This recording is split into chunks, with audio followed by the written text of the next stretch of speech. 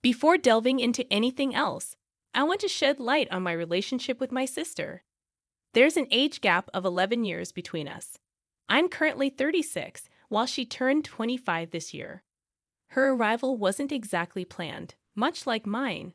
Our parents had me when they were just 20, so my sister's appearance 11 years later came as a surprise.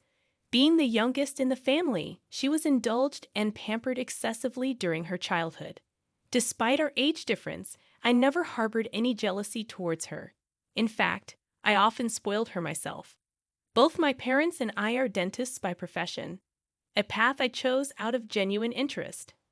When my sister expressed her desire to pursue acting, I supported her wholeheartedly. Convincing our parents to let her enroll in film school was no easy feat. They deemed it an unstable career choice reliant on luck. However, I believed in her talent and assured them of my support, even if her acting aspirations didn't pan out. This wasn't the first time I advocated for her. During her teenage years, I often persuaded our parents to let her attend parties, stay out late, or go on trips, ensuring she experienced life to the fullest. My devotion to her knew no bounds. I'd even shoulder the blame for her mistakes. Such was my affection for my little sister. Unfortunately, my well-intentioned actions seemed to have had unintended consequences. Despite our hopes that she would outgrow her brash demeanor, she only became more insolent and self-centered over the years. Nevertheless, she managed to secure a proposal from her boyfriend of 2 years, now her husband. I wasn't invited to the wedding due to a trivial disagreement, a decision that stung deeply. Despite this, I remained the most enthusiastic about her impending nuptials. She reached out to me first after the proposal, and in the following weeks, I dedicated myself to helping plan the extravagant affair she desired. Despite her struggles as an actress, she dreamt of a grand celebration, one she couldn't afford alone. My parents were generously covering my sister's wedding expenses, and her boyfriend's affluent family also contributed. With her husband's stable engineering job, financial concerns weren't pressing. I'd offered to cover her wedding dress expenses, hoping she'd opt for something sensible. Additionally, a friend owned a bridal boutique and offered us discounted rates. Initially, my sister agreed to this arrangement. However, she later expressed a desire for a designer gown costing $8,000. While I typically wouldn't object, I had already planned to fund her honeymoon as a gift. She had always dreamt of a comprehensive European tour, and I intended to surprise her with precisely that after the wedding. Given the considerable expense of the honeymoon, I hesitated to spend an additional $8,000 solely on a dress she'd wear just once. I explained my stance to my sister, highlighting that while the designer gown was extravagant, the honeymoon would create lasting memories. I suggested alternatives, such as purchasing a similar dress from my friend's boutique at a more reasonable price. However, she remained adamant about her preference for the designer label. Our disagreement over the wedding dress led to a standoff, with my sister sulking and refusing to bid me farewell when I left that day. I anticipated she'd eventually come around, but days passed without any communication.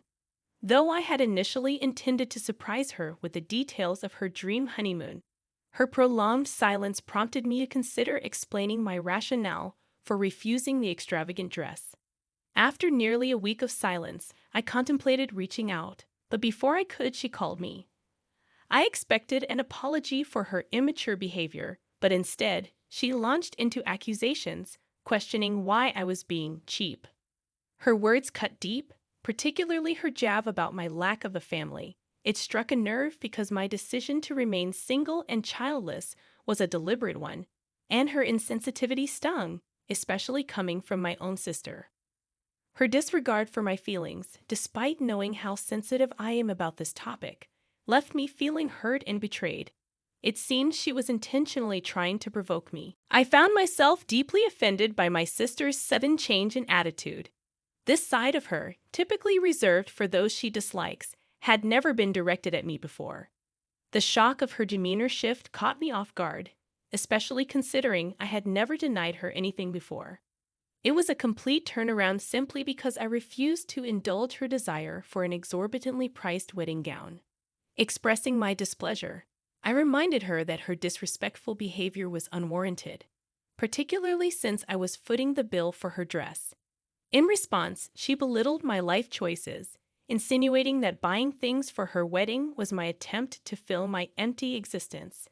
She even went as far as calling me jealous of her impending marriage, emphasizing my single status as I approached 40. Unable to bear such disrespect, I ended the call abruptly. For the next few days, I nursed my wounds in silence, deeply hurt by her words. The sister I had supported and cared for was now using hurtful words against me over a trivial disagreement about a dress. Despite our parents' reassurances that things would eventually mend, I felt disheartened as the weeks passed without reconciliation. After 2 months of silence, the realization struck when I noticed the absence of a wedding invitation among our relatives. It dawned on me that our fight had severed our bond to the point where she had no intention of inviting me to her wedding.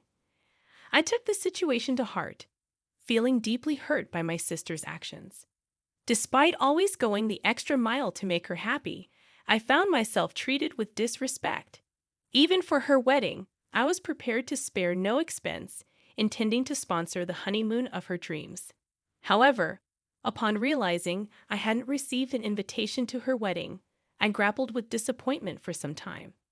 Eventually, I came to terms with the reality of my sister's character. She exhibited traits of narcissism and self-centeredness, incapable of genuine care or love unless there was something in it for her. With this realization, I made the decision to cut ties, blocking her from all my social platforms and ceasing communication. However, during a dinner with my parents a couple of months ago, fueled by champagne, I confessed the true reason behind my refusal to buy her the extravagant dress and my intention to gift her a Europe trip. Although I later sobered up and made my parents promise not to disclose this to my sister, they broke their word. On the morning of her wedding, my sister unexpectedly appeared at my door. Startled and unprepared, I hesitated to let her in. Instead, I called her to inquire about her sudden visit. She politely requested entry, but I stood my ground, refusing to entertain her presence.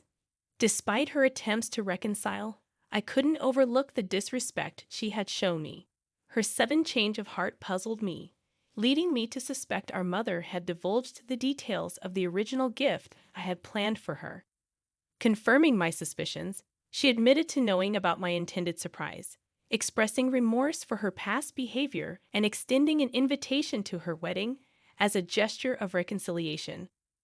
If only she had chosen to deny any knowledge of the gift and expressed genuine remorse for her actions, perhaps I would have reconsidered. But instead, she lacked the foresight to fabricate a plausible excuse and confessed to being motivated solely by the revelation of the intended gift. It was a bitter realization that had our mother not disclosed this information, she wouldn't have bothered inviting me to her wedding either. Her insistence on making amends fell on deaf ears as I stood firm in my decision to keep her at bay. Despite her protests and pleas, I remained resolute, unwilling to entertain her attempts at reconciliation. Her audacity to suggest that I couldn't dismiss her presence on her wedding day only fueled my frustration. I snapped, informing her that her last-minute invitation held no significance for me, and I had no intention of attending her wedding. As she continued to argue over the phone, insisting on the importance of her personal invitation, I chose to end the conversation once more. However, her outburst outside my door, hurling insults and even kicking it, only exacerbated the situation.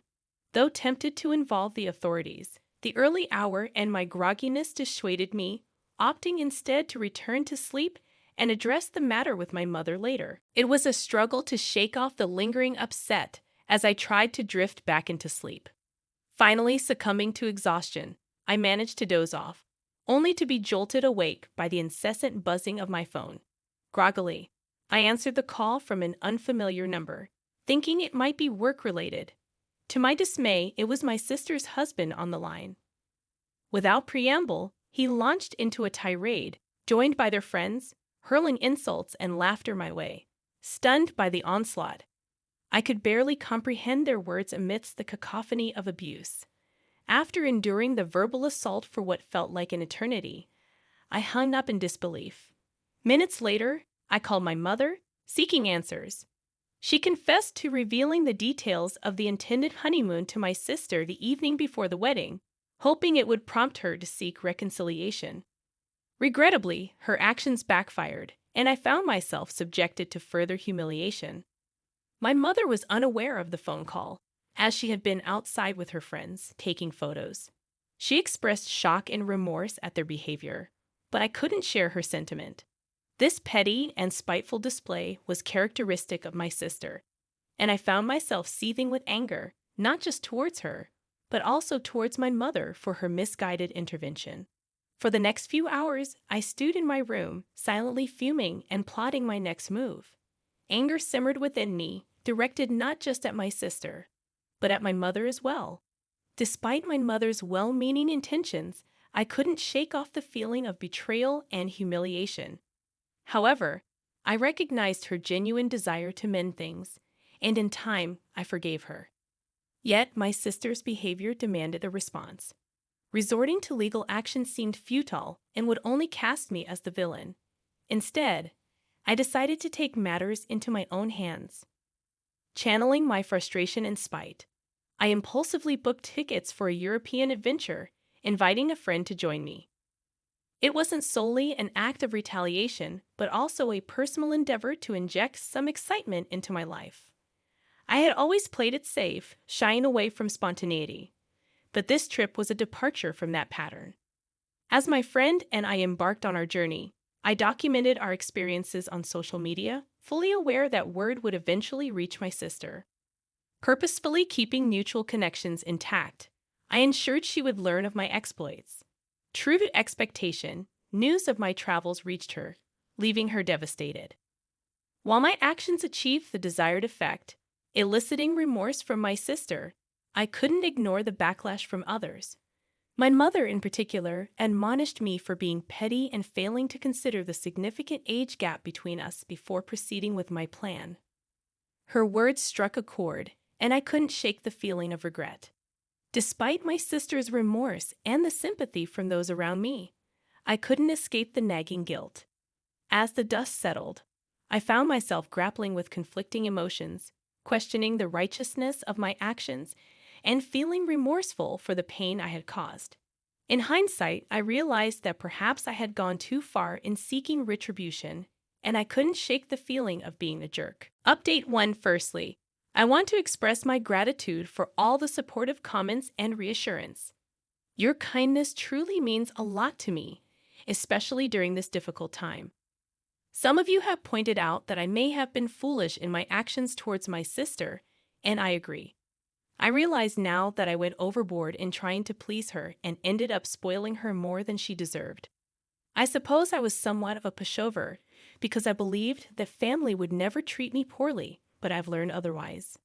Additionally, I've come to recognize the unfair treatment I've received from my parents, particularly due to our significant age gap. Just because I'm 11 years older doesn't mean my feelings are any less valid. It's frustrating that my parents have chosen to intervene now that my sister is upset, despite taking a step back when I needed their support earlier. Although I haven't confronted them about this yet, I plan to address it if my mother reaches out to me again. It's been 4 days since our last conversation, and while I anticipate she may contact me soon, I'm prepared to discuss my concerns with her. During our last phone call, I noticed my father whispering to my mother, indicating he had thoughts to share but refrained from doing so to avoid adding to the drama. While I didn't mention it previously, given the current circumstances, I feel compelled to vent and express my frustrations. I'm still on my trip, putting on a brave face when I'm out with my friend to avoid dampening his spirits. However, internally, I'm grappling with a whirlwind of emotions and feeling pretty upset about the entire situation. Update 2. After nearly 3 weeks of silence, my mother finally reached out to me, not to apologize, but to inform me that my parents had decided it would be best if we didn't meet for a while to avoid upsetting my sister. it's apparent that my feelings hold little importance to them. Adding insult to injury, she revealed that they were sponsoring my sister's trip to Barrie, further highlighting their blatant favoritism. I couldn't help but sarcastically commend my mother for her sudden proactive maternal behavior, albeit at the expense of meddling in my sister's affairs. I expressed my wish for her to have shown the same concern for me when I was struggling with my sister's silent treatment over a trivial matter like a dress, and then promptly ended the call. Shortly after, my father reached out via text, admonishing my behavior towards my mother and insisting I rectify the situation if we were to maintain a semblance of a relationship. I tersely dismissed his admonitions, blocking him without further ado. I've resolved not to allow my family to disrupt my holiday any longer. Fighting for their attention seems futile, especially at my age.